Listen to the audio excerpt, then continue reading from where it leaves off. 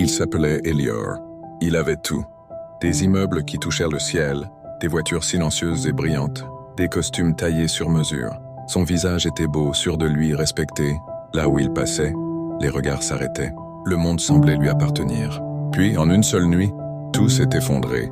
Une trahison, des comptes bloqués, des appels sans réponse. Au lever du jour, Elior n'était plus qu'un nom sans valeur.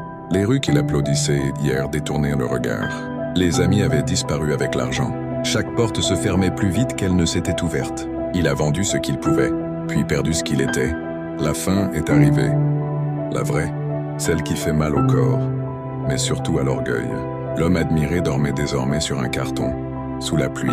Il avait encore un beau visage, mais le regard était brisé. Chaque nuit lui posait la même question. Qui suis-je quand je n'ai plus rien? Un jour, une vieille femme s'arrêta devant lui. Elle ne demanda rien. Elle lui tendit simplement un morceau de pain.